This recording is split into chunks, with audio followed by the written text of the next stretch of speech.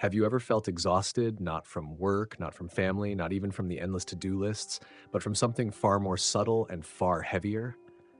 Have you ever felt drained by caring too deeply about people who never really cared back, about outcomes you couldn't control, about opinions that in the grand scheme of things meant nothing? If so, you're not alone. So many of us carry invisible weights, concerned with how others see us, how we measure up, how we're perceived in a world constantly asking for more. But what if the secret to peace isn't in fixing everything around us, but in learning how to let go? What if caring less was the way to live more? In today's video, we're not just going to talk about detachment. We're going to experience it, understand it through the timeless lens of Buddhist wisdom. Because Buddhism doesn't tell us to stop feeling or to become cold and indifferent. No, it teaches us something far more powerful: to feel fully but without being chained, to love without clinging, to act without expectation, to care, but wisely. So stay with me, because in the next few minutes, we'll explore how letting go of unhealthy attachments doesn't make us weak, it makes us free. We'll walk together through the chaos, the illusion of control, and the stories that no longer serve you. And by the end, you may just find yourself lighter, clearer, closer to who you truly are. Welcome to Buddhism Wisdom Teachings. This is not just a video, it's a moment of clarity. Let's begin. Section 1, the illusion of control. Chasing peace through control often leads to inner turmoil. True serenity emerges when we release the need to control every aspect of our lives. The human obsession with control. Control is a seductive illusion. We cling to it because it gives us the false sense if we can just manage every outcome, every person, and every variable, we'll finally feel safe. We believe that if we can predict the future, if we can plan every step of the way, we can avoid pain. This is a deeply human impulse, but it's also a deeply flawed one. From a Buddhist perspective, the illusion of control is one of the most powerful forms of attachment. It keeps us tethered to outcomes, expectations, and identities that are, by nature, impermanent. The Buddha taught that suffering, dukkha, arises not from what happens, but from our resistance to what is. And nowhere is that resistance more evident than in our obsession with control. We control our schedules down to the minute. We obsess over our appearance. We try to control our partners, our careers, our reputation, and sometimes even the reactions of strangers online. We strive for certainty in a world that offers none. But here's the truth: the tighter we grip, the more life resists. The hidden cost of control. People often assume that control equals power, but ironically, trying to control everything is one of the quickest ways to lose inner power. Why? Because it roots your happiness in outcomes you cannot guarantee. When you attempt to manage life like a chessboard, moving people, events, and emotions around, you place your peace in conditions that are outside yourself. That's a dangerous bet. It's like holding a fistful of sand. The more tightly you squeeze, the more slips through your fingers. One of the core teachings of Buddhist philosophy is impermanence, anicca. Everything changes. Seasons shift, people evolve, health fluctuates, economies crash, fame fades. Trying to hold on to control in an ever-changing world is like trying to nail water to the wall. The Dalai Lama once said, "Attachment is the origin, the root of suffering. Hence, it is the cause of suffering." And much of our attachment today is to control. Modern examples of the control trap. Let's look at some high-profile examples that illustrate this truth. Steve Jobs. Steve Jobs was a visionary, a genius, and a known perfectionist. He had an intense need to control everything, from the font on a MacBook to the layout of Apple stores. And while that obsessive attention to detail fueled innovation, it also took a personal toll. Jobs was known to be difficult, demanding, and often emotionally volatile. In the end, even with all his success and money, he couldn't control the one thing that mattered most: his health. Pancreatic cancer didn't care about innovation. In his final days, he reportedly reflected on how meaningless material success became when faced with the reality of mortality. Jobs' story isn't about blame, it's a cautionary tale. Control has limits. Even when you have billions of dollars, genius-level intelligence, and global influence, you still can't control life itself. Princess Diana tried to control the narrative of her own story, her image, her marriage, her role in the royal family. But the pressure of public perception and the strict protocols of royal life eventually became too much. In trying to manage everything, she lost herself. It wasn't until she let go of the royal rules and spoke honestly about her struggles that the public truly connected with her. Ironically, it was in surrender, in authentic vulnerability, that she became even more powerful and beloved. Why control feels so necessary? Why do we crave control in the first place? Control is a substitute for security. When we feel unsafe emotionally, financially, relationally, we try to build fences. We think, if I control how people see me, I won't be rejected. If I control my environment, I won't get hurt. But safety built on control is unstable. It depends on too many moving pieces. And when things don't go as planned, which they never fully do, we spiral. We fall into anxiety, anger, blame, or depression. We take it as a sign that we failed, when in truth, it was never ours to manage in the first place. Micromanagement, the silent killer of peace. On a personal level, I used to micromanage every detail of my life. I had backup plans for my backup plans. I obsessed over emails, reread text messages to interpret their tone, and constantly tried to predict how others might react. I thought that being prepared would protect me from disappointment. But what it actually did was exhaust me.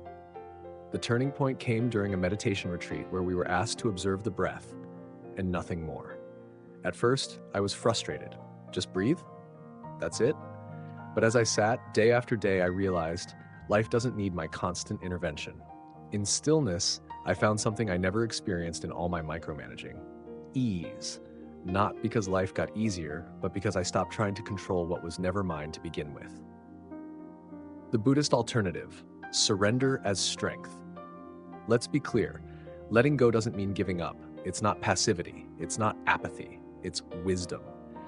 In the Dhammapada, the Buddha said, "Let go of what is not yours to carry."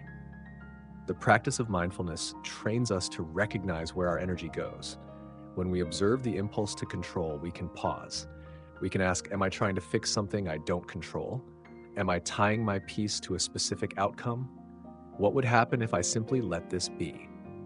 This is where the true power lies, not in controlling everything, but in controlling our response.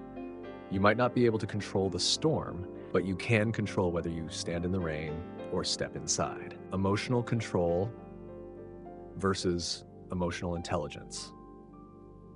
It's important to distinguish between trying to control your emotions, which often means suppressing them, and cultivating emotional intelligence. Buddhism doesn't tell us to avoid pain. It tells us to be present with it, to observe it, to breathe through it, without clinging, without pushing it away. When you practice mindfulness, you learn to say, this is anger. It's here now, but I don't have to act from it. That moment of non-reaction is sacred. It's the space where wisdom is born, and that space doesn't come from controlling your feelings. It comes from understanding them. The gift of unpredictability. Here's a paradox. The more we let go of the need to control, the more control we gain over ourselves. When we stop trying to force people to change, we can finally love them as they are, or walk away in peace. When we stop needing every plan to unfold perfectly, we can adapt with grace. When we stop demanding life to obey our script, we open to a much deeper creativity, one that flows through us rather than from us. In Buddhist teaching, this is called flowing with the Dharma, aligning yourself with the natural unfolding of life, rather than resisting it at every turn. Practical ways to release control. 1. Start your day without your phone. Avoid checking texts or social media in the first 30 minutes. Let your mind belong to you, not the world. 2. Set intentions, not expectations. Go into a situation with clarity about who you want to be, rather than what you want to happen. 3. Practice silent observation.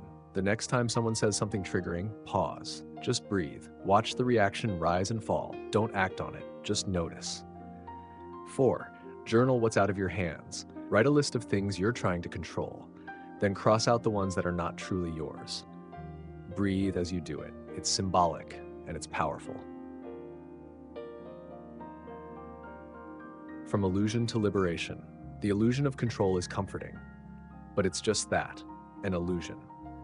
True freedom comes not from managing every outcome, but from trusting your own presence to meet whatever comes. You don't have to predict the storm, you just have to be the sky that holds it. Section 2, the mirror of the mind. Key point. Our mind, like a mirror, reflects reality. However, when smudged by overthinking and emotional reactions, our perception becomes distorted. A mirror is only useful when it's clean. Imagine walking into your bathroom on a foggy morning. You try to look into the mirror, but all you see is a blurred reflection. Nothing clear, nothing accurate. You wipe it, and suddenly your true face appears. Now, consider this. Your mind functions exactly like that mirror. When calm, centered, and present, it reflects the world around you with clarity and precision. You perceive things as they are, not better, not worse, just real. But once it's fogged up by overthinking, emotional residue, judgments, and unresolved trauma, your perception becomes warped. You stop seeing the truth. You start seeing your wounds, fears, and expectations projected onto reality. This is where Buddhism gives us one of its most transformative teachings. As is the mind, so is the world. The world we experience is not objective, it's filtered through the state of our consciousness. A simple comment that breaks you. Let's ground this in a relatable example. Think of a moment when someone made a seemingly harmless comment, something like, "You look tired today," or "That presentation was okay." On the surface, these are neutral, but your mind reacts. You replay the moment again and again, wondering what they really meant. You feel insulted, judged, diminished. But pause. Was it really the comment that hurt you, or was it your attachment to how you wanted to be seen? In Buddhist psychology, this is the work of the manas, the part of the mind obsessed with ego identity, with being admired, respected, validated. The more deeply we attach to a certain self-image, the more reactive we become to anything that challenges it. The mind is not a camera. It's a projector. Most people assume the mind is like a camera. It simply records what happens. But the truth is, the mind functions more like a projector. It casts your internal reality onto the external world. If you walk into a room feeling insecure, you'll interpret a friend's silence as rejection. If you're angry inside, you'll see offense where none exists. If you expect abandonment, every late reply becomes a threat. This is not just a spiritual idea, it's backed by neuroscience.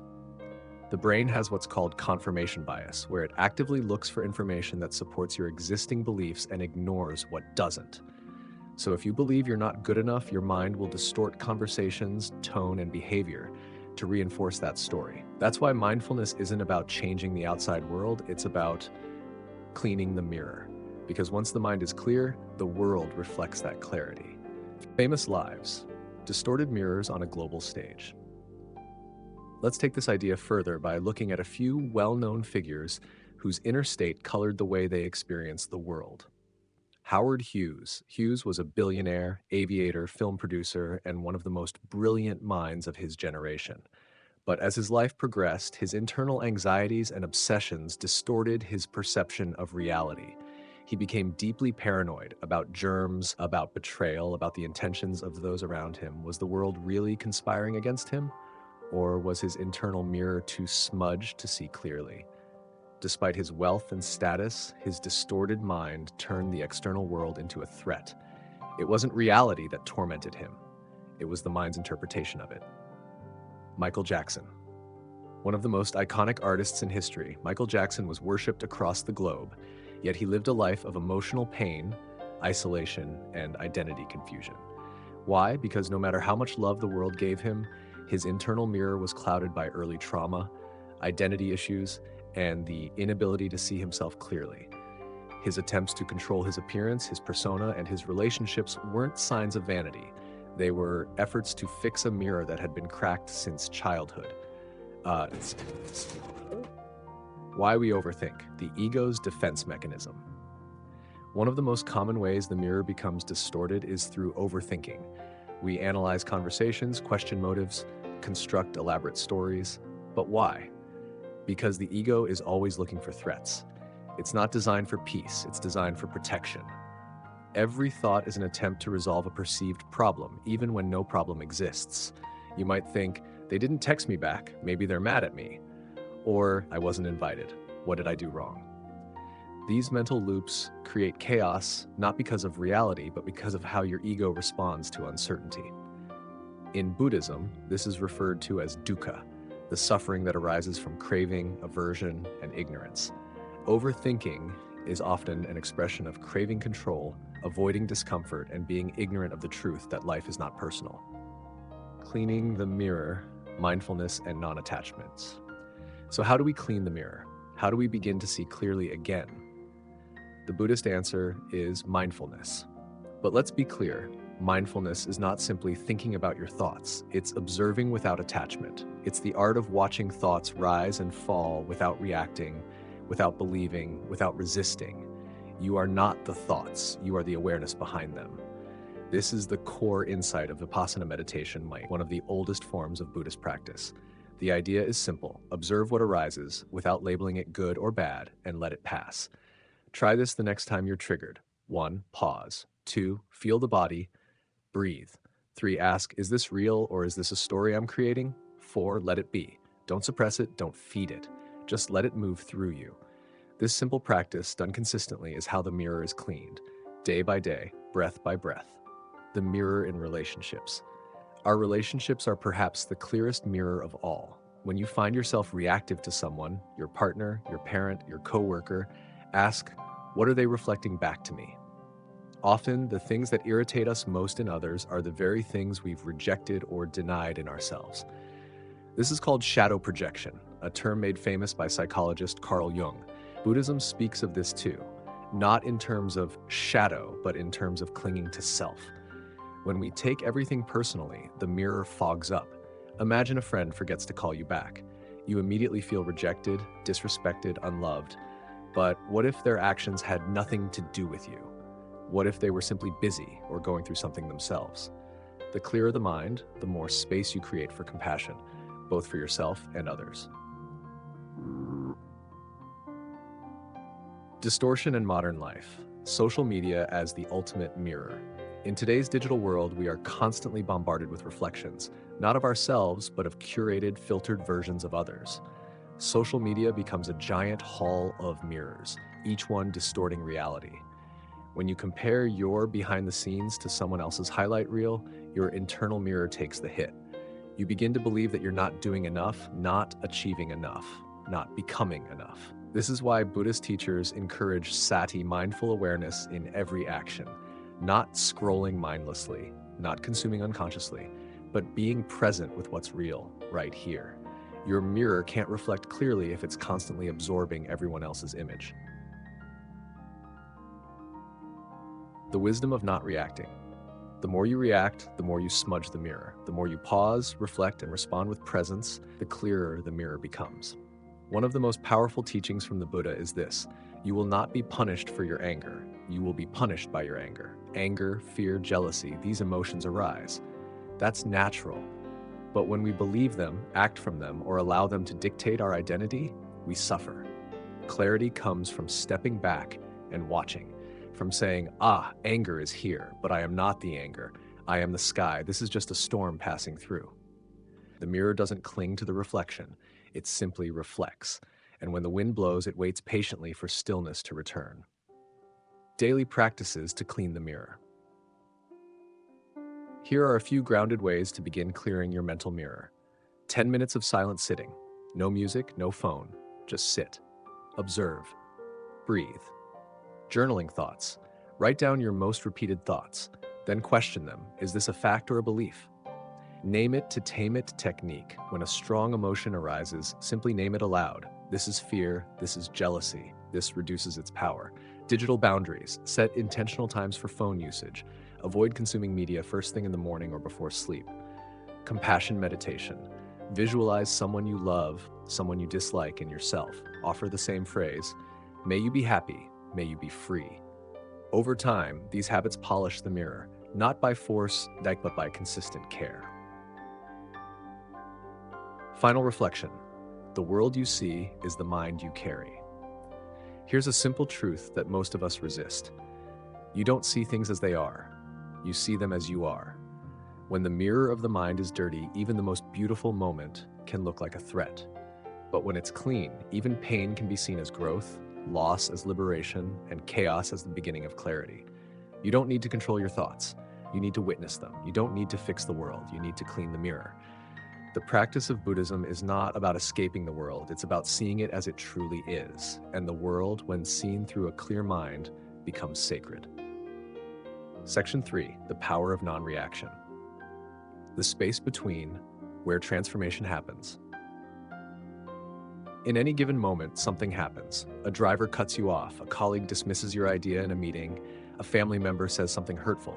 That's the stimulus. What happens next is your response. But between those two events lies something sacred, a moment so small it's often overlooked, yet so powerful it can change your entire life. The pause. This pause is what Viktor Frankl, Holocaust survivor, psychiatrist, and author of Man's Search for Meaning, famously referred to when he wrote, "Between stimulus and response, there is a space. In that space is our power to choose our response. In our response lies our growth and our freedom." Frankl was not speaking theoretically. He developed this insight while enduring the horrors of a concentration camp. He realized that even in the face of unimaginable suffering, he still had one freedom left: the power to choose how he would respond internally. This teaching aligns deeply with Buddhist mindfulness practice, which emphasizes awareness of that very space, the moment where we can observe, breathe, and choose non-reaction. Reactivity versus responsiveness. Let's get something clear. Non-reaction does not mean suppression. It's not about pretending you're not angry, scared, or hurt. It's about not being hijacked by that emotion. Reactivity is automatic. It's the knee-jerk snapback, the sarcasm, the email you send at midnight that you regret by morning. Responsiveness, on the other hand, is intentional. It comes from grounded awareness. You've felt the emotion, acknowledged it, and responded with clarity, not chaos. Buddhist psychology calls this non-attachment. You don't deny your experience, you just don't get stuck in it. The cost of instant reaction. Let's look at this from a modern lens. In today's hyper-connected, high-stakes world, instant reaction is practically glorified. Someone posts something offensive, fire back. An email upsets you, respond immediately. A news article stirs your anxiety, rage share it on social media. This kind of knee-jerk behavior leads to fractured relationships, burnout, and constant tension. And yet we see this play out even among world leaders, celebrities, and high-level executives. Example, Elon Musk. Elon Musk is one of the most powerful and influential figures in tech and business. But his impulsive reactions, especially on social media, have cost billions. One infamous tweet about taking Tesla private at $420 per share led to a lawsuit with the SEC and a fine of $20 million. His reaction wasn't from a place of calm or strategy. It was raw, fast, and unfiltered. While Musk's brilliance is undeniable, his impulsiveness is a textbook example of what happens when there's no pause between emotion and action. Example, Will Smith. The 2022 Oscars became unforgettable not for the awards, but for an impulsive moment. Will Smith walking on stage and slapping Chris Rock after a joke about his wife. That split-second reaction changed public opinion, impacted his career, and overshadowed what should have been a career-defining night. Was the emotion valid? Perhaps, but the reaction became the story. These examples aren't to shame, but to humanize. We all react, we all mess up. But when we learn to stretch that space between trigger and response, we reclaim our power. Buddhist foundations of non-reaction. In the Buddhist tradition, non-reaction is not passivity, it's mastery of the mind. The Buddha taught that suffering arises from craving, aversion, and ignorance. When someone insults you and you lash out, that's aversion. When you grasp at praise and approval, that's craving. When you take it all personally, that's ignorance of the impermanent, impersonal nature of all things. Mindfulness, Pali Sati, is the remedy. It brings awareness to what's happening in the present moment, not so we can control it, but so we can respond with clarity instead of compulsion. The core teaching here is this: I see the fire, but I don't have to burn. This is mindfulness in action, noticing the flame of anger, the heat of fear, the smoke of judgment, but choosing not to throw yourself into it. The neuroscience of the pause. This isn't just ancient wisdom. Modern neuroscience supports it. The amygdala, often referred to as the brain's alarm system, is responsible for the fight or flight response. It reacts in milliseconds, but the prefrontal cortex, the part of your brain responsible for reasoning, takes longer to engage. When you pause, even for a few seconds, you give your brain a chance to shift out of reaction mode and into reflection mode. You essentially buy yourself time to choose a wiser path. This is why even a single breath can change everything.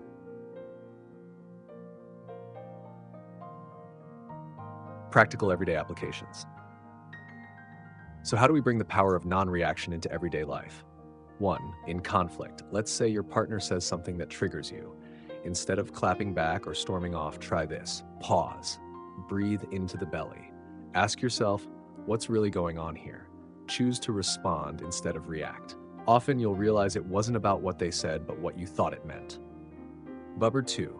In work stress. A colleague takes credit for your idea. Your first instinct might be to lash out in frustration or go to your manager. Instead, ask, is my ego hurt or is there a real issue? What outcome do I really want here? Can I wait 24 hours before responding? Time is your ally. Let the emotion settle before taking action. 3. Online drama. Someone leaves a nasty comment or post. You're tempted to retaliate. Ask, does this person deserve my peace? What part of me is needing to prove something? Is silence the more powerful response? Often, non-reaction is the message. The myth of weakness. In many cultures, especially in the West, not reacting can be misinterpreted as weakness. We're taught to stand our ground, clap back, make our voice heard. But there's a difference between being silent out of fear and choosing silence out of strength. The Buddha himself was insulted, mocked, even physically attacked. His response was often stillness, not because he was weak, but because he had trained his mind to not be controlled by others' ignorance. He taught, hatred does not cease by hatred, but only by love. This is the eternal law. Famous example, Nelson Mandela. Nelson Mandela spent 27 years in prison. When he was released, he did not seek revenge. He didn't react with bitterness. He chose forgiveness. He chose to respond with wisdom and grace. His famous words, as I walked out the door toward the gate that would lead to my freedom, I knew if I didn't leave my bitterness and hatred behind, I'd still be in prison. Mandela didn't react from pain. He responded from purpose. That choice didn't just change his life, it changed an entire country.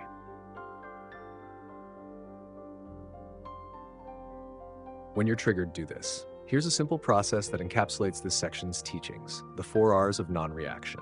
1. Recognize. Become aware of what's happening. I'm feeling angry. 2. Relax. Take a deep breath. Soften your body. 3. Reflect. Ask, what story am I telling myself right now? 4. Respond. If needed, respond with intention, not from ego, but from clarity. Even if you don't say or do anything, this process disrupts the automatic cycle of reactivity. You're no longer a puppet to your emotions. You've taken back the strings, the ripple effect of inner stillness. When you choose non-reaction, it doesn't just benefit you, it transforms everyone around you. A calm parent teaches emotional regulation to a child. A mindful leader creates psychological safety in a team. A friend who listens deeply offers healing just by being present. In Buddhism, this is known as embodied compassion. It's not just what you do, it's the energy you bring into the space. And make no mistake, non-reaction is an energy. It says, I am grounded, I am conscious, I do not move unless I choose to. Final thought, no conclusion, just continuation. Each moment gives us a choice, to react blindly or to respond mindfully. Every time you pause, you clean the mirror of the mind. Every time you choose awareness over impulse, you deepen your wisdom. Every moment of non-reaction is a doorway, not to suppression, but to true freedom. Section 4. Recognizing mental traps. There is a quiet war going on inside most of us. It doesn't scream, and it doesn't show up like a dramatic breakdown. Instead, it shows up as overthinking, over-explaining, over-apologizing, people-pleasing, perfectionism, procrastination, and self-doubt. These aren't isolated behaviors. They're symptoms of deeply ingrained mental traps. Most of us live inside these patterns without even realizing it. We think they're just personality quirks. Oh, I'm just a worrier. I'm just the type that wants everyone to like me. I overthink everything. It's how I'm wired. But the truth is, we're not wired that way. We're conditioned, and the first step to breaking free is simple but not easy: recognizing the trap. One of the most effective tools in Buddhist mindfulness practice is noting, the act of mentally labeling what's happening in your mind in the moment it's happening. You think, they didn't text me back. Instead of diving into the emotional spiral, you say, this is anxiety. This is my fear of abandonment showing up. And suddenly, something powerful happens. You create distance between you and the thought. As the saying goes, name it to tame it. Naming the trap doesn't fix everything, but it gives you a foothold in awareness. You stop swimming in the story and you begin to observe it. My story. The approval trap. For most of my life, I was unknowingly addicted to approval. I grew up being the good kid, the straight-A student, the teacher's favorite, the one who always smiled and said the right thing. But what looked like confidence on the outside was, underneath, a quiet desperation for people to like me. I didn't realize I was trapped until I hit a breaking point in my late 20s. I was managing a project at work with a high-level executive, someone I deeply admired and wanted to impress. After weeks of effort, he criticized my approach in front of the team, not cruelly, just candidly. But I spiraled. I couldn't sleep. I replayed his words for days. I started doubting every decision I made. My self-worth, which I thought was solid, completely unraveled. Eventually, through therapy and a deep dive into Buddhist teachings, I discovered what was really happening. I had built my entire self-esteem around external validation. One critical comment felt like an identity collapse because I had tied my worth to approval. The moment I named it, "This is the approval trap," was the moment I began to free myself. Common mental traps and how they work. Let's look at some of the most common traps that people fall into, often without knowing. 1. The approval trap. You measure your worth by what others think of you.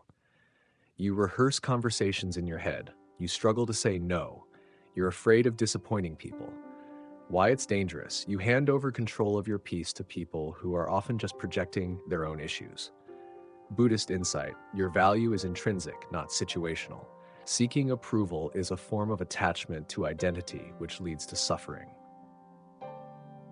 2. The overthinking loop.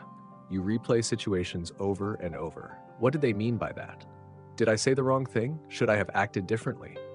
Why it's dangerous: overthinking masquerades as preparation or insight, but it's often just a control strategy, trying to prevent pain by obsessing over what already happened. Buddhist insight: the mind's habit of ruminating is rooted in craving certainty, but impermanence, anicca, is the nature of reality. There is no safety in mental time travel for obsessing. 3. The comparison trap. You constantly measure your life, body, success, or happiness against others. Social media makes this trap 10x worse. Why it's dangerous: you lose touch with your own life. Your self-esteem rises and falls based on someone else's highlight reel. Buddhist insight: craving and aversion are fueled by comparison.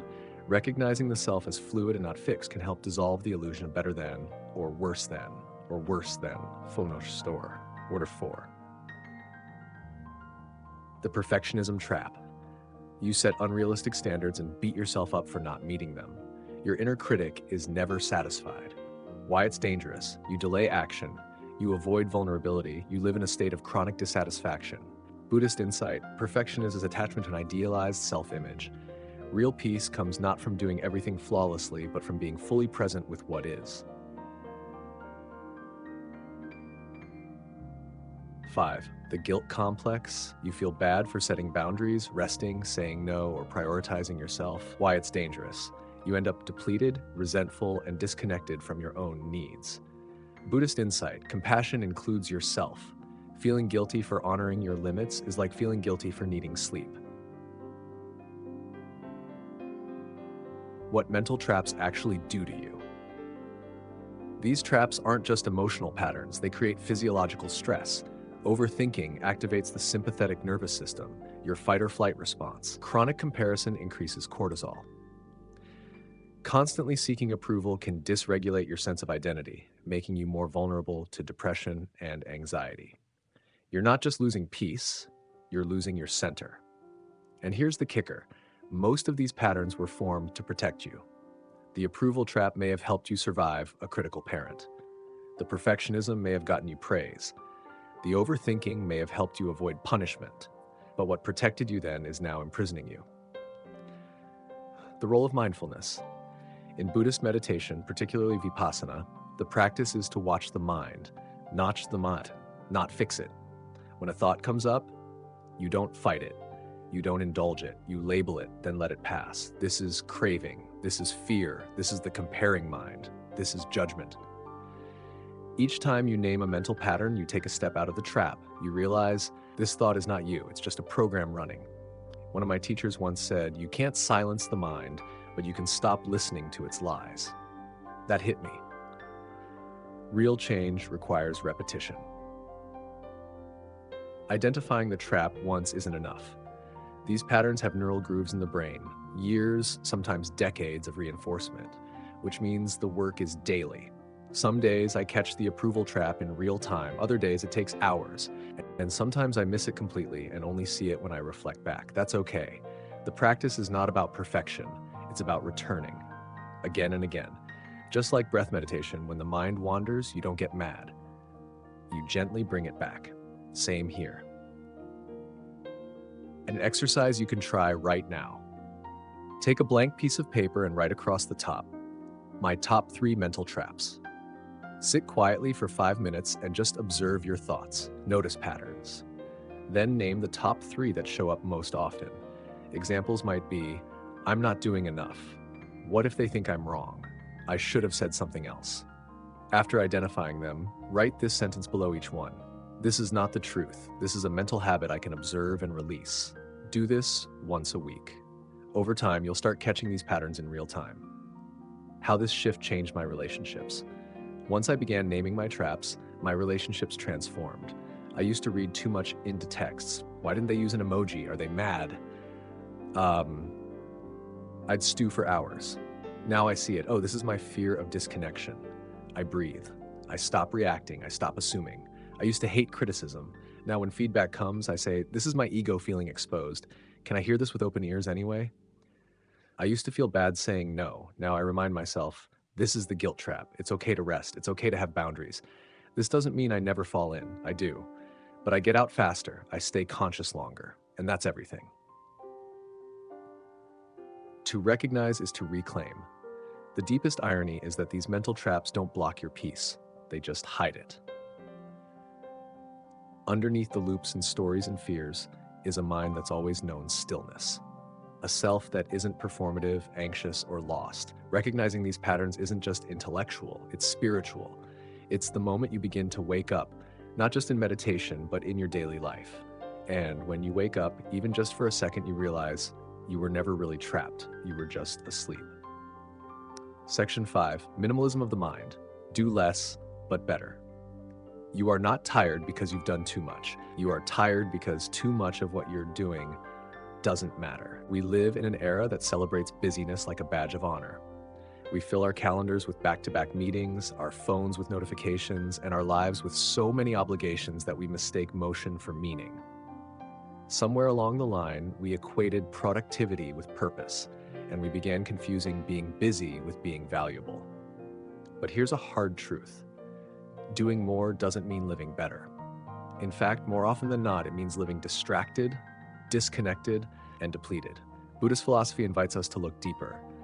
It asks, what truly matters? What are you pouring your energy into? And what would happen if you stopped doing what doesn't serve you? Not just externally, but mentally, emotionally, and spiritually. This is what I call minimalism of the mind, the practice of consciously doing less, but better. The myth of more. Let's debunk one of the most damaging beliefs in modern culture, that our worth is tied to our output. We hustle, we grind, we wake up early, stay up late, and stack our schedules until there's no room to breathe. We say yes to everything and wonder why we're burned out. We think if we're not constantly achieving something, we're falling behind. But behind all this urgency is a deep fear. If I stop, will I still matter? That's the trap. And it's a mental one. The Buddha never encouraged overexertion. In fact, one of his core teachings, the middle way, is about balance. He rejected the extremes of indulgence and self-denial, choosing instead a path of simplicity, clarity, and alignment. Personal story, when more became too much. A few years ago, I hit a wall. I was working a full-time job, freelancing on the side, training for a marathon, trying to keep up with friends, learning to cook, reading 5 books at once, and optimizing every area of my life. From the outside, it looked impressive. From the inside, I was falling apart. I couldn't focus. I wasn't sleeping. My conversations felt shallow. I was physically present but mentally scattered. Everything I did felt rushed. I was always trying to get to the next thing. Then one night, I opened my laptop to write a report. My hands hovered over the keys, and nothing happened. My brain just shut down. I stared at the screen, completely blank, and whispered to myself, I don't want to do any of this. That moment was terrifying and liberating. It forced me to ask a question I'd been avoiding. Why am I doing so much? And more importantly, what would happen if I stopped? The Buddhist lens, energy and attention as sacred. In Buddhist thought, your attention is your most valuable resource. Where you place it determines the quality of your life. If your mind is split between 10 different things, you don't experience any of them fully. You live in fragments. There's a famous saying in the Dhammapada, better than 1,000 hollow words is one word that brings peace.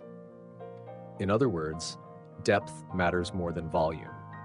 You could meditate for 5 minutes with full presence and experience more peace than an hour of distracted sitting.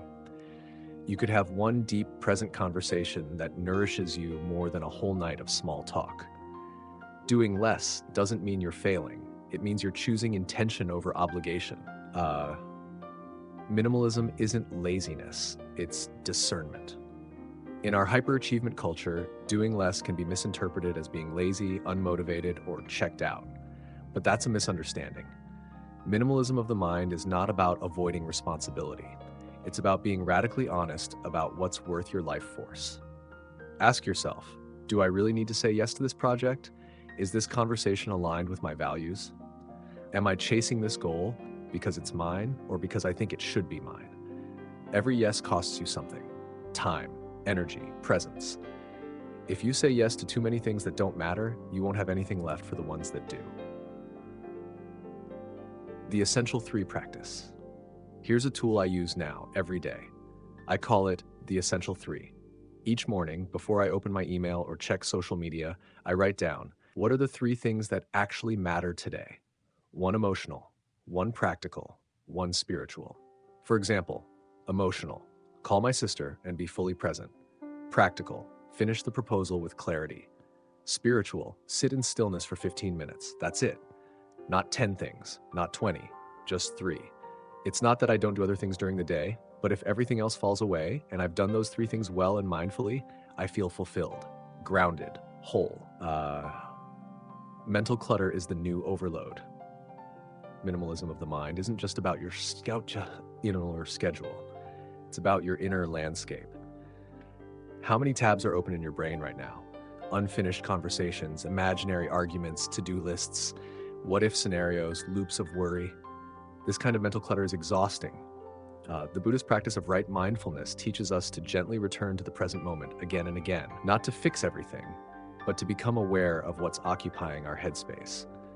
Ask yourself, is this thought useful or is it just noise? Letting go of what looks good but feels bad. This part is hard. Sometimes the things that drain us the most are also the things that impress other people. The high-status job, the packed calendar, the side hustle, the relentless ambition. But if it's costing your peace, your joy, your authenticity, is it worth it? There's a quiet rebellion in choosing peace over prestige. When I let go of a major freelance gig because it was taking over my weekends, a colleague asked, "Why would you walk away from that money?" I smiled and said, "Because I'm buying back my sanity." That decision didn't make me richer financially, but it made me rich in presence. And that presence spilled into every part of my life.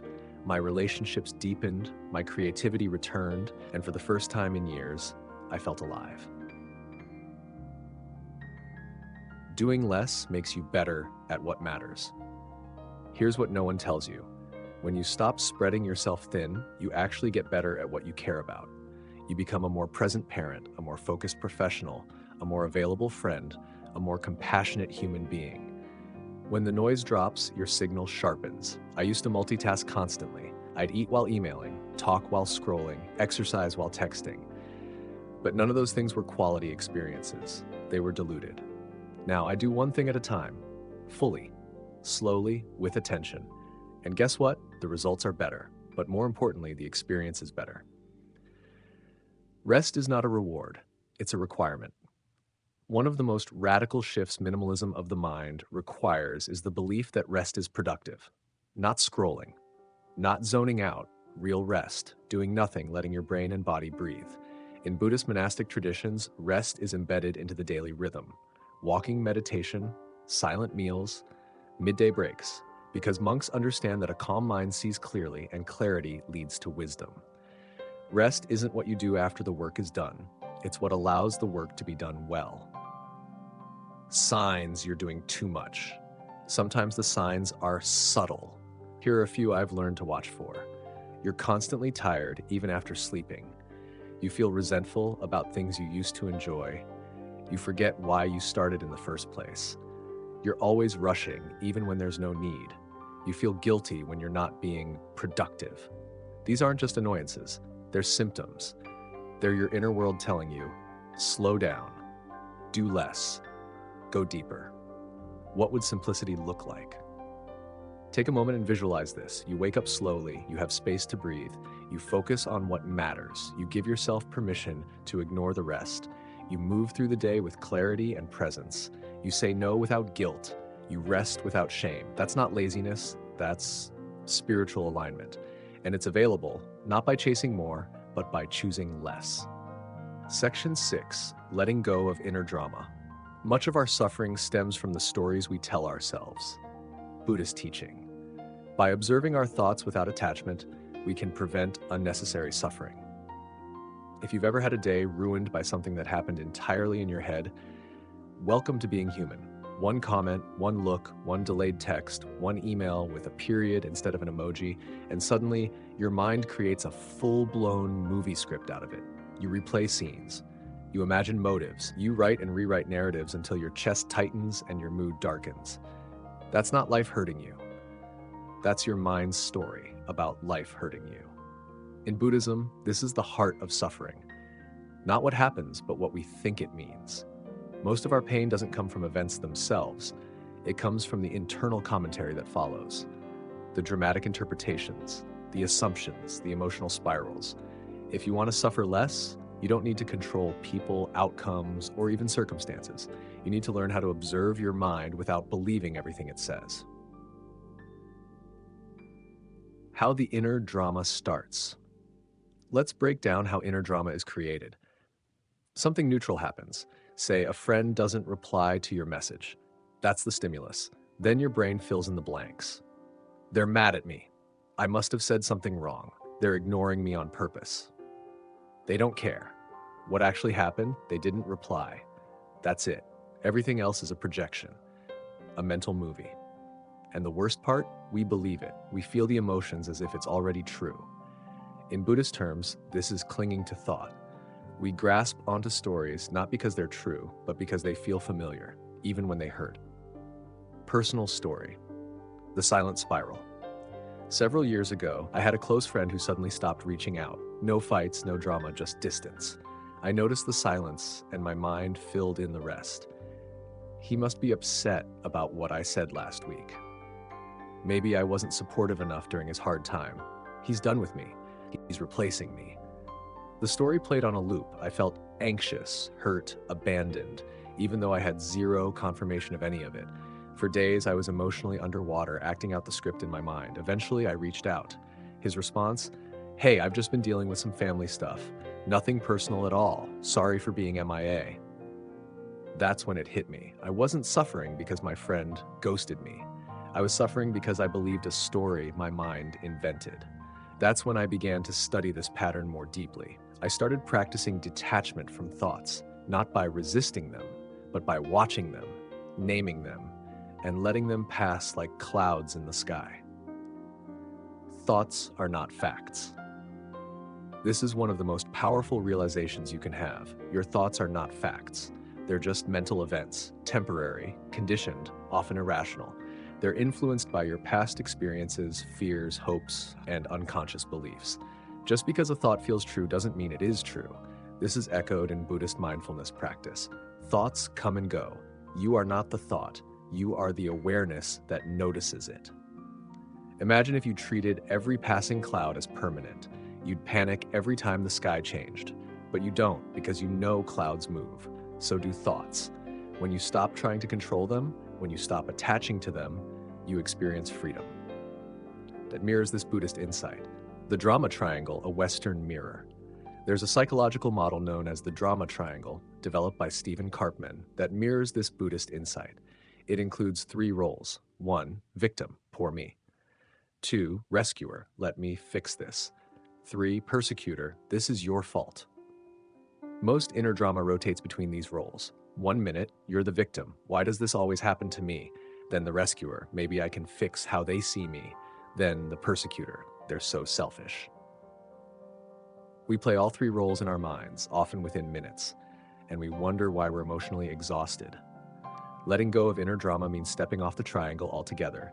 It means refusing to play, watching the story unfold without entering the theater. Why the brain loves stories. Your brain is a meaning-making machine. It evolved to keep you alive by interpreting patterns, predicting threats, and creating coherence. That's why we construct narratives. It gives us the illusion of control. But in modern life, this instinct backfires. Instead of protecting us, our stories create unnecessary suffering. We catastrophize, personalize, dramatize. The brain doesn't just create stories, it believes them. And once believed, those stories influence your emotions, behavior, and even your identity. You may tell yourself, I'm not good enough. People always leave me. I have to earn love. If I don't succeed, I'm a failure.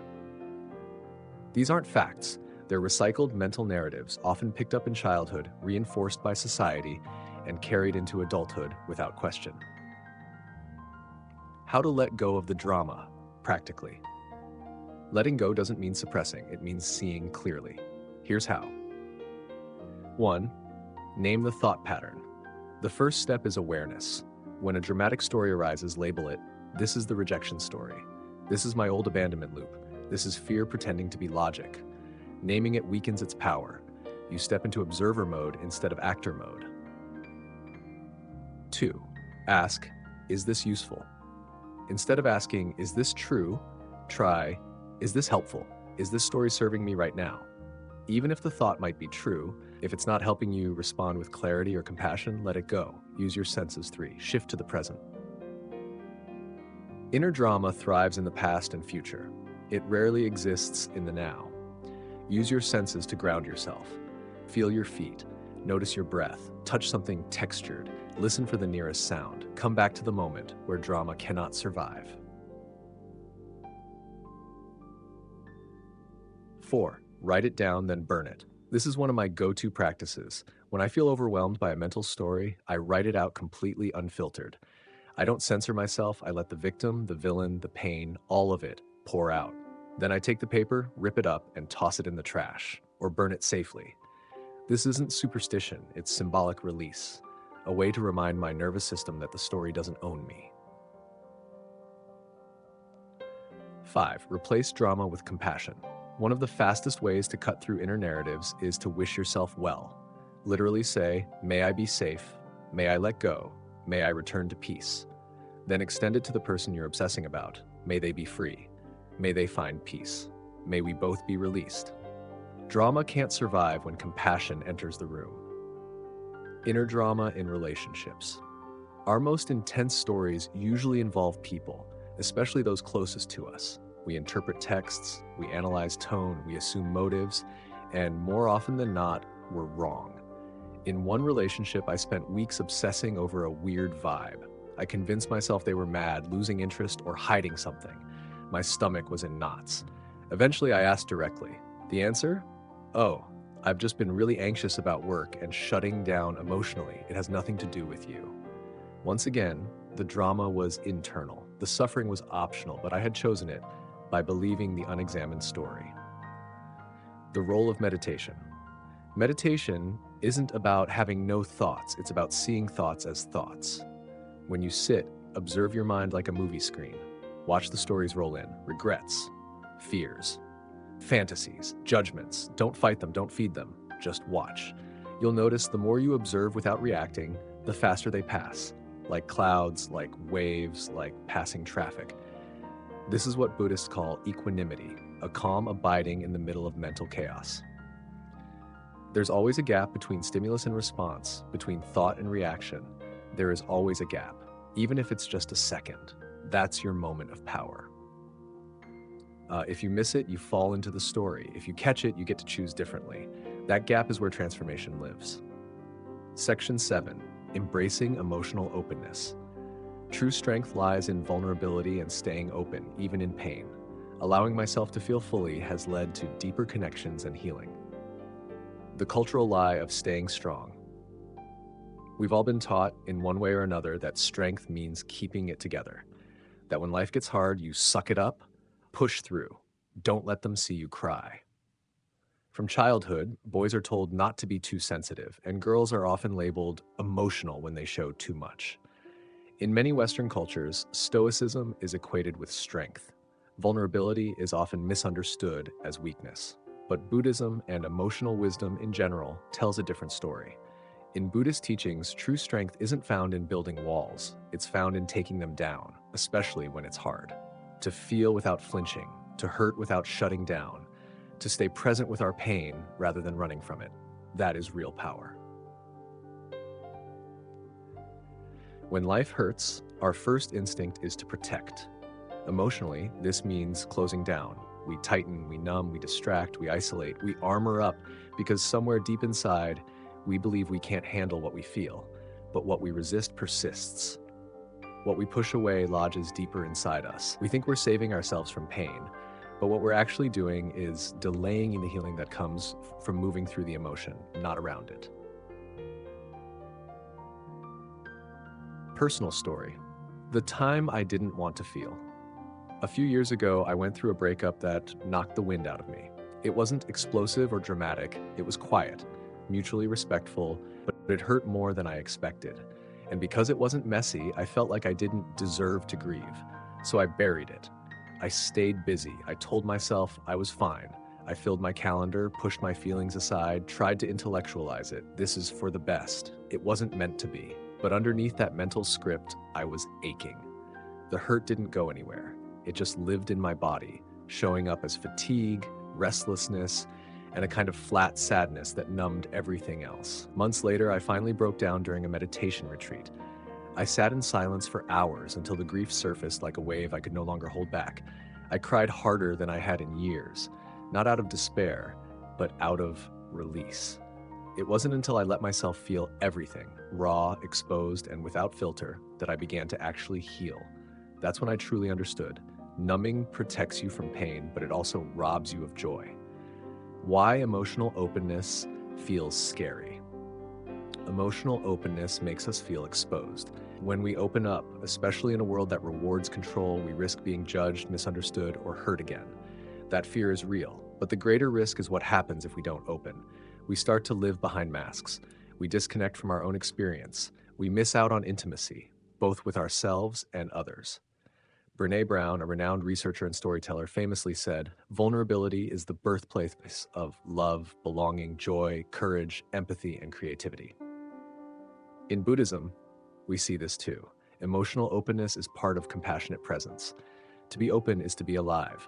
To feel fully is to be awake. Skarshan, staying open in the face of pain. So how do we do it? How do we remain emotionally open when it feels easier and safer to shut down? Buddhism offers a subtle but powerful practice: equanimity. Equanimity is not indifference. It's not about being numb or passive. It's about being grounded enough to allow whatever arises, joy, sadness, fear, anger, to move through you without clinging or resisting. It's the inner posture of saying, this too belongs. You can be open and still have boundaries. You can feel deeply without losing yourself. That's the balance. That's the art. Openness doesn't mean oversharing. Let's be clear, emotional openness is not about spilling everything to everyone. It's not about dramatizing or being emotionally reactive. It's about honesty with yourself first. Can you name what you feel? Can you stay with it? Can you breathe through it with trying to edit, fix, or run? If you can do that, then sharing with others becomes a conscious choice, not a desperate cry for validation, but an act of connection. Examples of staying open. The hard conversations. One of the greatest tests of emotional openness is having hard conversations, being honest when it's uncomfortable. I once had a friend who hurt me deeply, not intentionally, but through neglect. I sat on that pain for weeks, trying to convince myself it wasn't a big deal, but it ate at me. Eventually, I said something, not in anger, but from openness. I know you didn't mean to, but I felt really unseen, and that hurt. I don't want to pretend I'm okay when I'm not. It wasn't easy. My voice shook, my body tensed. But what came next surprised me. She softened, she apologized. She shared her own fear of disappointing people, and we ended up having the most honest conversation of our friendship. Had I stayed closed, I would have just pulled her quietly, resenting her. Instead, we moved closer. That's the gift of vulnerability. It doesn't always guarantee connection, but it makes it possible. Pain is a portal, not a problem. Pain is part of life, but our relationship to pain determines our experience of it. Most of us see pain as a problem to be solved or a mistake to be avoided. But Buddhist wisdom encourages us to see pain as a portal, a teacher, a messenger, a doorway to deeper understanding. When we avoid pain, we avoid growth. But when we meet it with openness, we gain insight. We begin to understand the tender places inside us, the parts that long to be held, not fixed. The body holds what the mind avoids. One reason emotional openness is so healing is that the body stores emotion. When you suppress a feeling, it doesn't just vages somewhere. In your shoulders, in your gut, in your throat. Your body remembers what your mind tries to forget. Ever feel exhausted after holding in tears, or heavy after pretending to be fine all day? That's emotional labor. That's the cost of staying closed. When you allow yourself to feel fully, without judgment, you release that stored energy. You make space. You breathe again. Practices to cultivate openness. 1. Name the emotion without judging it. When a strong feeling arises, try saying, "This is sadness, this is anger, this is loneliness." No labels like bad or wrong, just awareness, just presence. 2. Sit with it, don't solve it. Set a timer for 5 minutes, sit with the emotion, don't try to fix or analyze, just feel. Let it move through your body. Notice where it lives, chest, stomach, jaw. Often, emotion dissipates once it's acknowledged. 3. Practice self-compassion. Say to yourself what you'd say to a hurting friend. It's okay to feel this. You're not broken. This will pass. Speak gently. Emotional openness thrives in the presence of kindness. 4. Create safe space for expression. Journal. Voice note. Talk to a trusted friend or therapist. The point is to express, not suppress. Find the format that feels honest for you. Letting go of the tough-only persona. One of the biggest challenges in my own journey was letting go of the strong one identity. I was always the fixer, the helper, the one who had it together. But behind that was a fear. If I fall apart, will anyone be there for me? Eventually, I realized the price of always being strong was loneliness. People admired me, but they didn't always see me because I wasn't letting them. When I started opening up, showing not just my wisdom but my wounds, I began to experience real connection. People didn't love me less. They loved me more because I became real. Staying open in a harsh world. Let's be honest, the world can be harsh, and when you've been hurt before, staying open can feel risky, even foolish, but the alternative is a hardened heart. And that's not strength, that's isolation.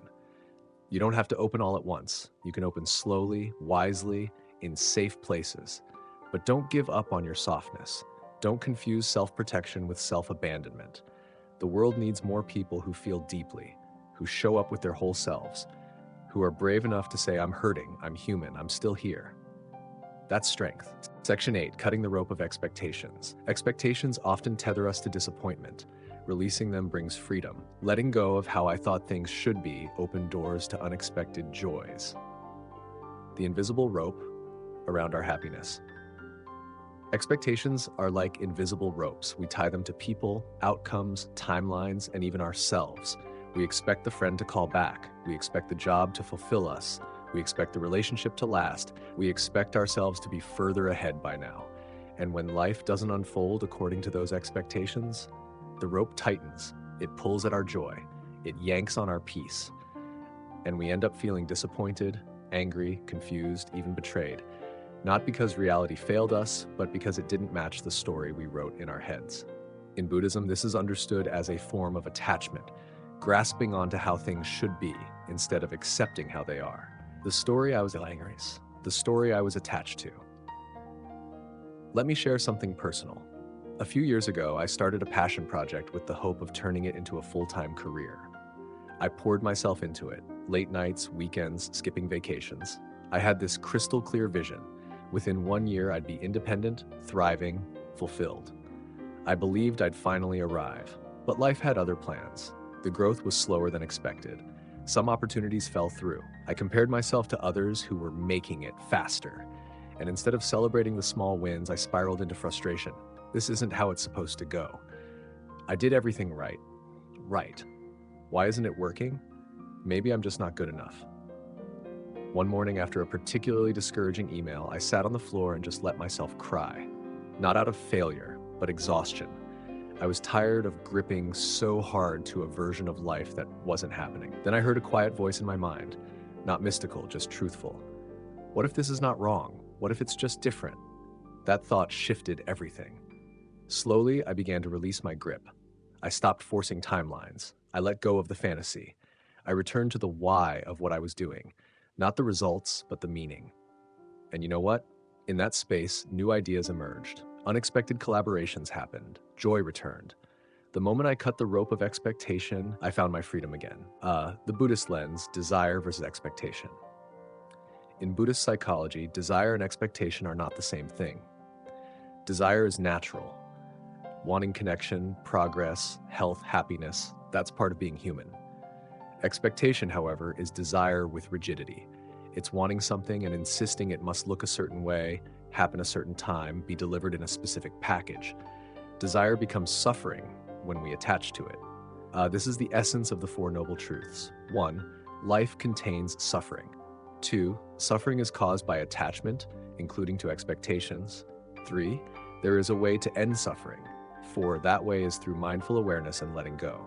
So it's not about never wanting. It's about holding our wants lightly, without letting them define our peace. Why we hold expectations so tightly. Expectations are rooted in the mind's search for certainty. We want to feel in control, to know what's coming, to predict life in a world that's fundamentally unpredictable. So we plan, we forecast, we script, and we believe that if we imagine it clearly enough, we can make it happen exactly that way. But this rigid approach collapses in the face of reality. Because people change, timelines shift. Life is fluid, not fixed. And when it doesn't conform to our expectations, we suffer. Not because life is cruel, but because we insisted it fit our version of perfect. Expectation in relationships. The silent killer. Nowhere is expectation more emotionally charged than in relationships. We expect people to behave a certain way. We expect them to meet our needs, to understand us without us asking, to grow at the same pace, to love us the way we want to be loved. And when they don't, we feel hurt, disappointed, even betrayed. But were they really the problem? Or were we clinging to an invisible contract they never signed? I once dated someone who was incredibly kind, present, and emotionally intelligent, but not ambitious in the way I expected a partner to be. I had this silent script in my head. They should want to hustle, to build, to dream big like me. When that didn't happen, I projected disappointment. I grew distant. But when I sat with it deeply, I realized I wasn't upset at them. I was upset that they didn't match the story I created. Expectations had closed my heart to the actual person in front of me. The should trap. The word should is a red flag. They should call me more. My parents should understand. This job should make me happy. I should be more successful by now. Every should is a rope. It's a tug of war between reality and fantasy, and reality never wins. Not because it's wrong, but because it can't live up to the script in your mind. Buddhist practice invites us to drop the rope, to ask instead, what is happening now? Can I meet this moment as it is, not as I wish it were? What happens if I stop resisting this? Freedom and surrender. Surrender often sounds like weakness, but in Buddhist philosophy, surrender is strength, the courage to release what you cannot control and root your peace in presence instead. When you stop needing life to obey your expectations, you begin to experience spaciousness. You become open to joy in unexpected places. You notice blessings you used to overlook, you move from tightness to flow, and ironically, this mindset makes you more resilient, not less, because your happiness is no longer brittle. It's no longer tied to one outcome. It can move, breathe, expand. When expectations turn inward, it's not just others we put expectations on. We put them on ourselves too, and those might be the heaviest ropes of all. I should be over this by now. I should be more productive. I should always be strong. These inner expectations can become self-imposed prisons. They don't motivate, they shame. And when we inevitably fail to meet them, we turn inward with blame. I've had days where I expected myself to be calm and spiritual and wise, and then ended up snapping at someone or feeling anxious. In those moments, my suffering wasn't from the emotion, it was from the expectation that I should have known better. But here's the truth. Growth is not linear, healing is messy, and self-compassion is more powerful than self-correction. What it feels like to let go. Letting go of expectations doesn't mean lowering your standards or giving up hope. It means untethering your happiness from specific outcomes.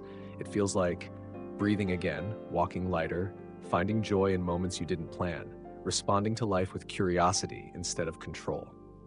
It's standing on the edge of the unknown and saying, I trust myself even if I don't know what's next.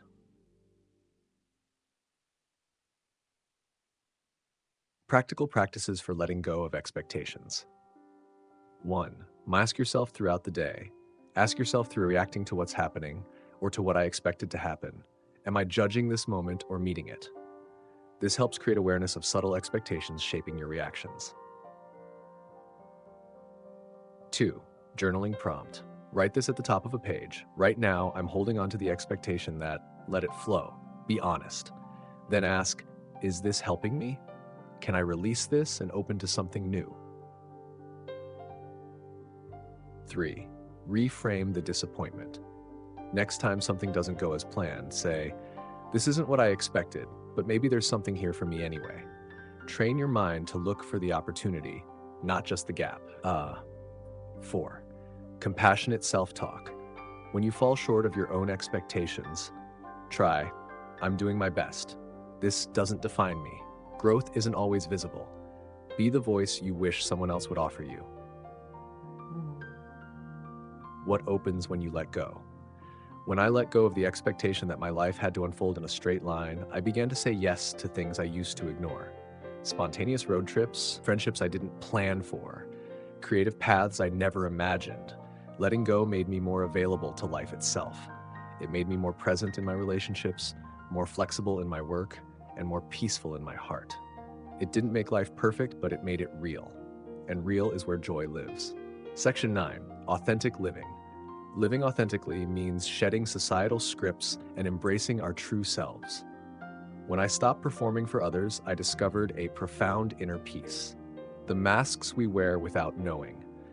From the moment we're born, we are handed scripts. Scripts about who to be, how to act, what success looks like, what emotions are appropriate, what roles to play in society and relationships in life. We are taught how to behave long before we are taught how to be. We learn to please, to perform, to mold ourselves into what's expected. We become who our parents wanted us to be, who our teachers praised us for being, who society rewarded us for pretending to be. And then one day, if we're lucky, or perhaps if we're desperate, we ask the question, who am I really when I'm not trying to be what others want? That's the beginning of authentic living, not perfection, not rebellion, just truth. Personal story. The day I took off the mask, I'll never forget the day I realized I wasn't living my life. I was living a performance. I was in my late 20s, working a high pressure job in a big city. On paper, everything looked great. I was doing well financially, I had a decent social circle, I looked like I had it together. But I felt empty, and not in a dramatic way, more like a subtle numbness, like I was going through life on autopilot. Every day, I'd put on a version of myself I thought the world wanted to see: articulate, funny, capable, confident. But inside, I was exhausted from holding up that image. One weekend, I joined a silent meditation retreat. I wasn't sure what I was looking for, but I knew I needed space. The silence was jarring at first. With no phones, no talking, and no small talk to hide behind, I had no choice but to meet myself. By day 3, something cracked open. I began to notice how much energy I'd spent performing, even in my own thoughts. I had become so good at managing perception that I forgot how to feel free. That weekend, I didn't become a different person. I became more of myself: quiet, introspective, kind, thoughtful, and yes, sometimes awkward. And for the first time in a long time, I felt at peace. Why we perform. Performance is often unconscious. We adapt to survive. We become what's rewarded and avoid what brings shame or judgment. Here are some of the most common roles people unconsciously perform. The achiever, valued for what they accomplish, not who they are. The peacemaker, avoids conflict, suppresses their truth to keep others happy. The caregiver, puts everyone else first, denies their own needs. The entertainer, always upbeat, hides pain behind a smile. The intellectual, values being right more than being real. None of these roles are bad in themselves.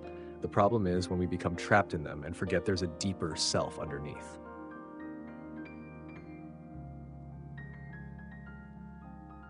The self is not fixed. Buddhism offers a radical teaching. There is no permanent, solid self. What we think of as me is just a constantly shifting stream of thoughts, habits, memories, and conditioning. This doesn't mean you're nothing. It means you are free to change. Your identity doesn't have to be a cage. You're not bound by your past, your reputation, your job title, or your social mask. In fact, the more you cling to a fixed self, the more you suffer. Authentic living, then, is not about discovering one fixed true self. It's about learning to show up honestly, moment by moment, without the armor. The cost of inauthenticity. Inauthentic living drains us.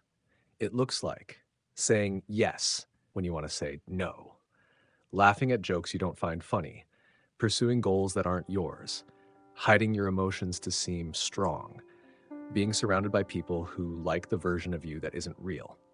Over time, you start to feel disconnected, not just from others, but from yourself. You wake up one day and think, I don't even know what I want anymore. That's not failure. That's feedback. It's your soul whispering, come home. What authentic living actually looks like. Living authentically isn't glamorous. It's not about broadcasting your rawness online or living in isolation. It's much quieter than that. It looks like telling the truth even when it's uncomfortable. Choosing a path that nourishes your spirit, not just your bank account. Showing up without over-editing yourself. Allowing yourself to feel and express what's real. Aligning your actions with your inner values, even when no one is watching. It's not perfection, it's presence. It's not loud, it's honest. One of the scariest and most liberating steps I took after that meditation retreat, I decided to make some real changes. I let go of a job that didn't align with my values. I had hard conversations with friends who only knew the charming version of me. I started therapy. I simplified my life. But the hardest part was learning to say, I don't know. I'm scared. That hurt. I need help. Every time I said one of those things, I felt exposed, but I also felt free. Because in those moments, I wasn't managing an image. I was living in truth. And here's what I discovered. The right people don't love you because you're perfect. They love you because you're real. Letting go of societal scripts. Society hands us blueprints. Go to school, get a job, get married, buy a house, have kids, climb the ladder, retire. But what if that's not your blueprint? What if success for you means living simply, working part-time, creating art, or living closer to nature? What if your version of love doesn't look like what movies portray? What if your joy is found not in doing more, but in being more present? Authentic living means looking at the scripts you've been handed and having the courage to write your own. Why it's so hard to be authentic. Let's be honest, being real is risky. You might lose approval, you might be misunderstood, you might disappoint people, but you'll also stop abandoning yourself. Here's the hard truth. Someone will always be disappointed, either them or you. Choose wisely. Buddhist practice, mindfulness as a path to authenticity. Mindfulness trains us to notice when we're slipping into performance. When you practice meditation, you start seeing the subtle ways you try to control perception. You notice the masks. You feel the tension in your body when you're pretending. You hear the voice that says, "Don't say that, it's not you." Over time, you build the muscle of awareness, and that awareness creates choice. The choice to speak truth instead of pleasing. The choice to stay present instead of escaping. The choice to pause before performing. That's what authenticity looks like in action. Questions to ask yourself. If you're unsure whether you're living authentically, ask, am I making this decision out of fear or freedom? Who am I when no one's watching? What parts of myself do I hide? What would I do if I wasn't afraid of judgment? These aren't easy questions, but they lead to real answers. Freedom is on the other side of being seen. One of the most healing moments of my life came from a simple conversation. I shared something deeply personal with someone I cared about, a part of me I'd hidden for years. I expected them to pull away, to see me differently. Instead, they said, "Thank you, that helps me understand you more. I'm not going anywhere." That moment changed something in me. Because when someone sees the parts of you that you're afraid to show, and they stay, that's where real connection begins. And even if they don't stay, you stayed with yourself. That's where true freedom begins. Section 10, reclaiming attention. Our attention is our most valuable asset. Guarding it leads to clarity and purpose. Buddhist teaching. Mindfulness helps us direct our focus to the present, where life truly unfolds. Attention is the new currency. We live in a world that profits off distraction. Social media platforms, 24-hour news cycles, endless streaming options, targeted ads. Everywhere you look, something is begging for your attention. But here's the truth most of us forget. Whatever holds your attention holds your life. Your time, your energy, your creativity, your emotions, they all flow where your attention goes. That's why reclaiming your attention isn't just a productivity hack, it's a spiritual practice, a way of returning home to yourself. In Buddhism, attention, sati, or mindfulness, is not just about noticing what's happening. It's about choosing where your consciousness lands. It's about choosing what seeds you water in your mind. The cost of divided attention. Multitasking might sound like an achievement, but in reality, it's fragmentation. Your mind is constantly pulled in a dozen directions, none of them fully satisfying. Let's be honest. Most of us aren't tired because we're doing too much. We're tired because our attention is scattered. You wake up, and before your feet hit the floor, you've checked your phone. Maybe you've read emails, skimmed the news, scrolled social media, all before brushing your teeth. You haven't even fully arrived in the day, and already your mind belongs to the world. Your attention has been outsourced. When this happens day after day, something starts to erode. You lose your sense of direction, you forget your priorities, you become reactive, anxious, unfocused. In Buddhism, this would be described as being asleep to the present moment, living in mental noise instead of reality.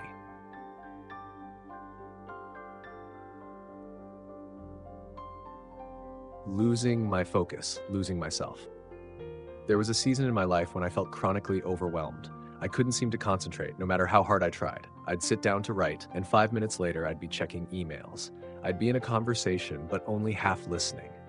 I'd reach the end of the day and wonder, what did I even do today? At first, I thought I had a motivation problem. I blamed myself for not being disciplined enough.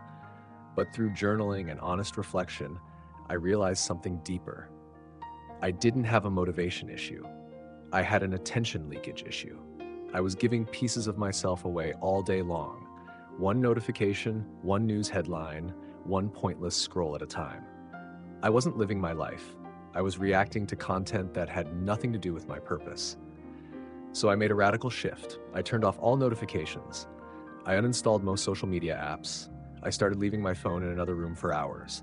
And most importantly, I reconnected with the Buddhist practice of mindful awareness. It didn't happen overnight, but gradually I felt my mind coming back.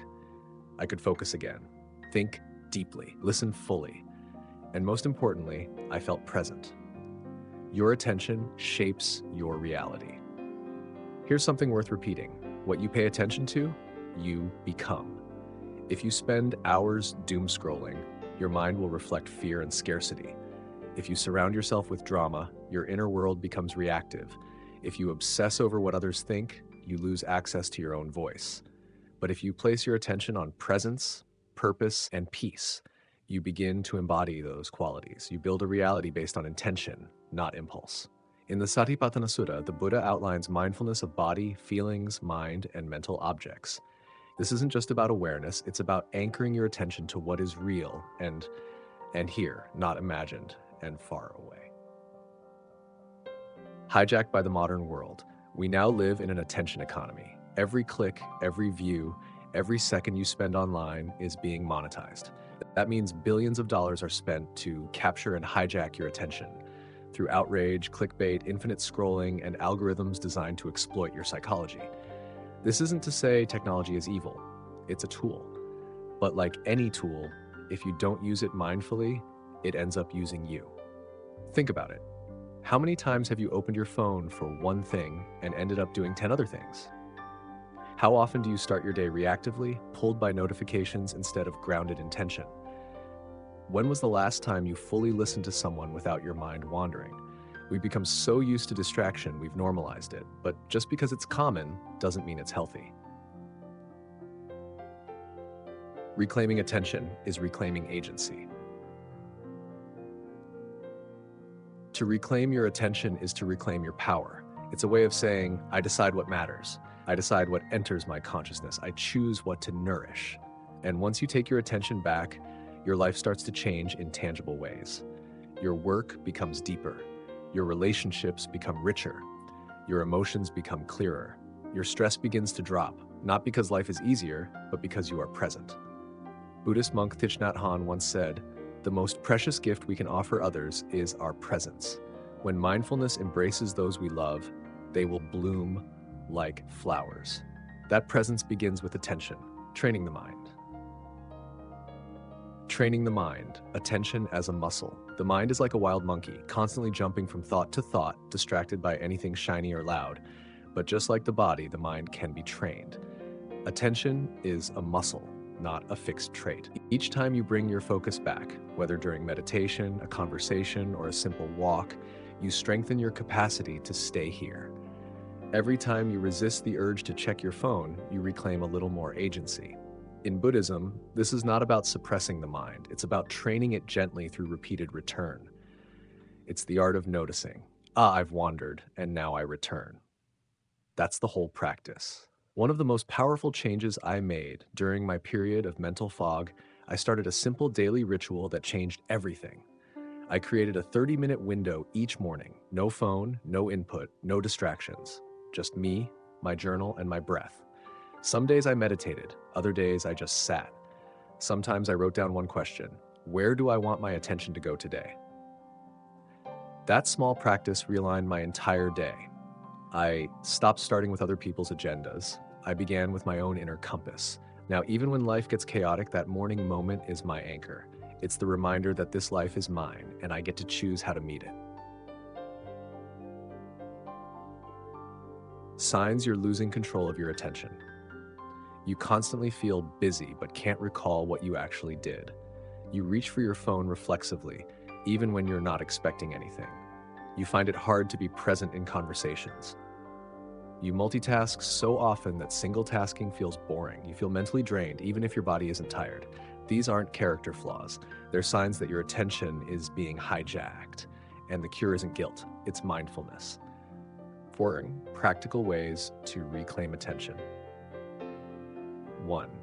Digital boundaries. Turn off non-essential notifications. Schedule phone-free blocks. Consider leaving your phone outside your bedroom or workspace. 2. Attention budgeting. Just like a financial budget, decide how you'll spend your attention each day. Ask, what are the 3 things I want to deeply focus on? What distractions can I eliminate today? 3. Mindful transitions. Before shifting tasks, pause, breathe, arrive fully in the next moment. This reduces attention residue and improves clarity. 4. Deep listening. When with someone, be all in. Eye contact, presence. No checking your phone. Practice listening not to respond, but to understand. 5. Media diet. Be intentional with what you consume. Ask, does this nourish or deplete me? Am I watching this out of intention or habit? Letting go of mental clutter. Reclaiming attention isn't just about avoiding external distractions. It's also about quieting internal noise. Old regrets, future worries, inner commentary, self-judgment. Mindfulness helps you notice the mind's chatter without believing it. It gives you a way to unhook from the stories and come back to what's real. This breath, this body, this moment. Letting go of mental clutter creates space for insight, for intuition, for peace. Where attention goes, life grows. If you want more peace, place your attention on peace.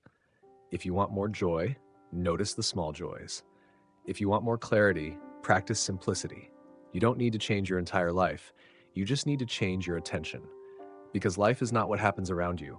It's what you experience through your awareness, and that awareness is your greatest gift. Embracing the paradox. There's a quiet paradox at the heart of this journey, one that challenges everything we've been taught. The less you chase approval, the more whole you feel. The less you try to control, the more empowered you become. The less you grip, the more space you create for joy to enter. We live in a world that tells us to do more, be more, impress more. But the real peace, the kind that doesn't rise and fall with circumstances, comes not from getting everything right, but from letting go of the need to. When we begin to care less about external validations, we're not becoming cold. We're not disconnecting. We're returning to ourselves, to the stillness beneath the noise, to the self that exists when we stop performing, proving, and pleasing. It's not that life stops being messy, it's that you stop needing it to be perfect in order to be okay. This is the paradox that Buddhist wisdom gently reveals. You don't find happiness by fixing everything around you. You find it by realizing you were never broken to begin with. Begin today, right now, not tomorrow, by identifying just one area in your life where you're gripping too tightly. One place where expectation has replaced presence, where control has choked freedom, or where performance has overshadowed authenticity. Then ask, what happens if I let go? Just a little. Don't force it, don't rush it. Just observe what shifts. Maybe you'll feel a little lighter. Maybe you'll breathe a little deeper. Maybe for the first time in a long time, you'll hear your own voice again. That voice beneath the roles, beneath the pressure, beneath the noise. That's where peace has been waiting for you all along.